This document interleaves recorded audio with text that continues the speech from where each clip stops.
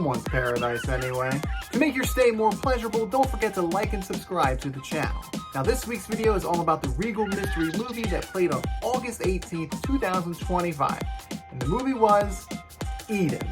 From Academy Award-winning director Ron Howard, Eden unravels the shocking true story of a group of disillusioned outsiders who abandon modern society in search of a new beginning. Settling on a remote, uninhabited island, their utopian dream quickly unravels as they discover that the greatest threat isn't the brutal climate or deadly wildlife, but each other. Rated R. Now, Eden has a pretty stacked cast, and everyone does a great job with their roles. Jude Law plays the mysterious and self-righteous Dr. Friedrich Ritter. He came to the Floreana Island in the Galapagos archipelago off the coast of Ecuador to write his world-saving philosophy. He saw the rise of fascism in Berlin and decided to leave society behind. Jude Law does a great job of bringing the toothless Ritter to life. And by toothless, I mean no teeth. He pulled them out because of infection.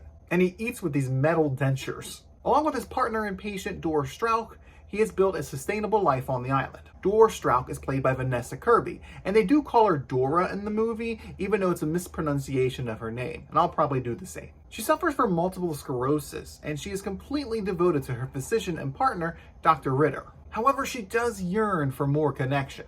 Vanessa Kirby is always a treat to watch. She effortlessly brings her characters to life. She can be cold and demeaning, but also vulnerable. Plus, she has a dark voice like tinted glass. Now, these two lived peacefully on the island for a couple years before more people showed up. Upon reading the published letters of Dr. Ritter and the fear of the looming war, the Whitmer family packs up and heads off to Floreana Island. David Brühl plays the patriarch of the family, Heinz Whitmer. A World War I veteran, Heinz is looking to get a new start for his family, far away from the violence that's taking place in Europe. Heinz is mostly a stoic character, and this is obviously because of the trauma that he experienced in the trenches in World War I.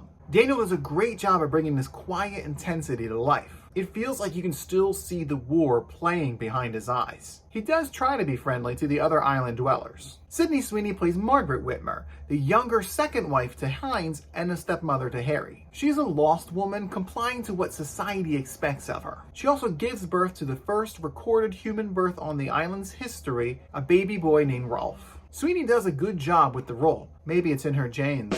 She has the ability to look so empty, like she's just going through the motions of being a mother and a wife. It's not that she doesn't care about her family, it's just not her dream life. Sweeney does seem to end up losing her German accent throughout the film and ends up sounding British by the end. Shortly after the Whitmers are settling into their new lives, another group arrives. Enter the Baroness Eloise Wagner de Besquet, played by Ana de Armas. As you can expect, the Baroness is a picture of excess. She also comes with two lovers, Robert and Rudy, and an architect named Manuel. Her plan is to build an exclusive hotel on the island only for millionaires. The Baroness is a great character, perfectly brought to life by Ana de Armas. She is fantastic at being fake nice. She's slimy, conniving, controlling, and greedy, but she also has a slightly sweet side, which we see when she interacts with Harry. As you can probably guess, these characters create a powder keg of explosive potential. From the moment the Whitmers arrive on the island,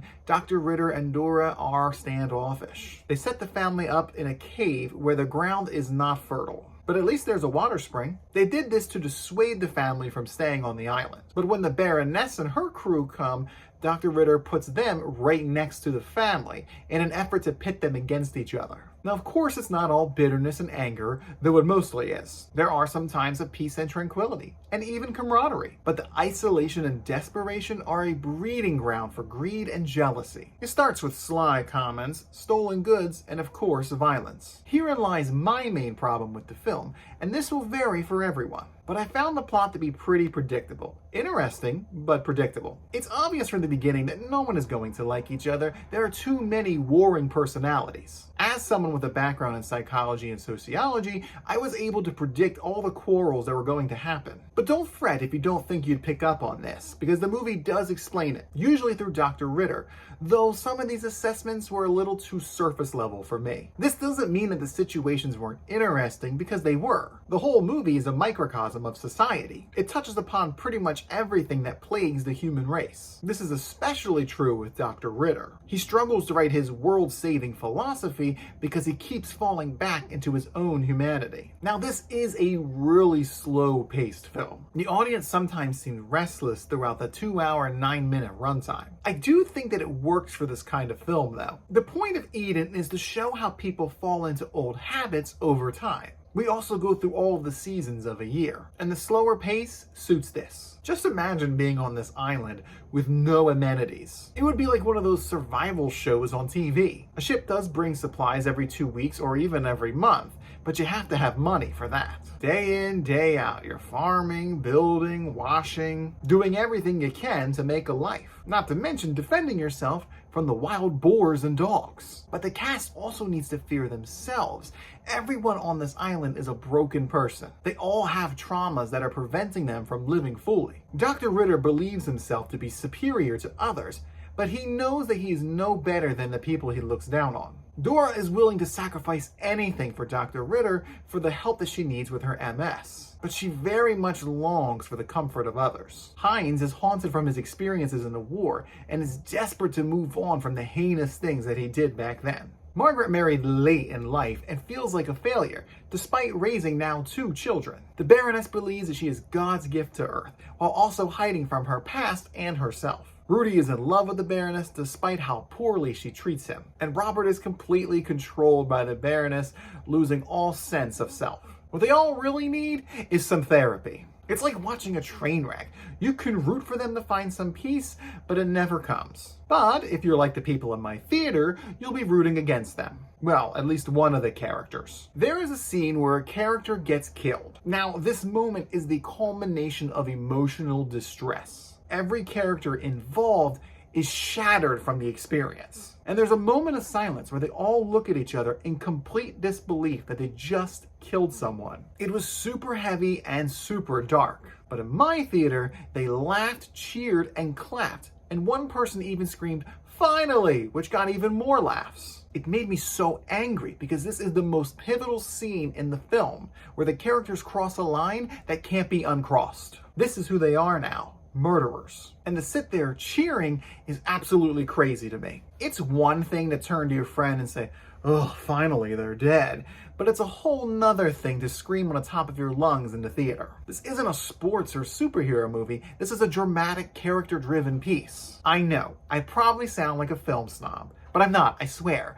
It's really just theater etiquette. If this was a sports movie and somebody just got a great old touchdown and you said, "Yay!" that's fine. Annoying, but fine. But there's also media literacy, which is dangerously low in today's society. I feel like that most people should be able to recognize people in crisis, but I guess I'm wrong. All of this drama is set to a nice Hans Zimmer score. It fits every scene perfectly. There is also some older music from the early 1900s. All very fitting. Visually, though, I was a little disappointed. As is the case with most period pieces, Eden suffers from the color desaturation process. There's this ye old world patina throughout, but oddly enough that patina is missing from the trailer and the still photos from the film. I think the usage of this filter works for things like flashbacks or memories, but it's not necessary for movies that take place wholly in the past. Because it's not considered the past, it's considered the character's present. I did get used to it eventually, but there were little moments that stuck out, like when they showed the Baroness's elaborate clothing, where the colors should have been a lot more vibrant than they were. Speaking of visuals, there was quite a bit of nudity throughout the film.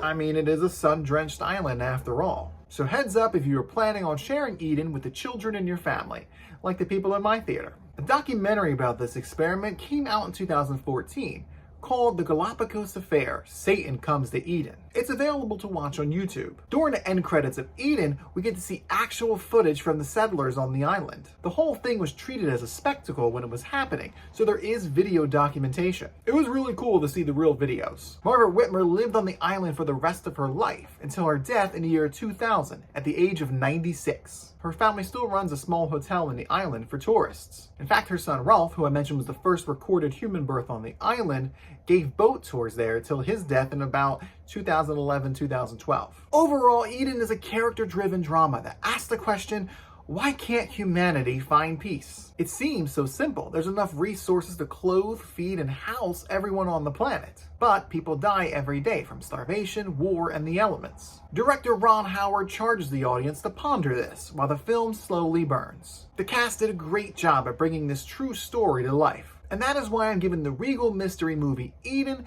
the Paradise score of 7.5 out of 10.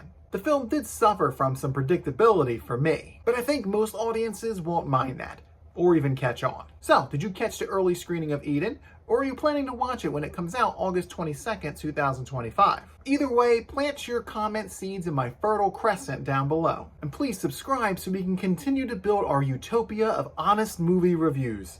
Thanks for watching, and I'll see you next time. I got a cow to milk.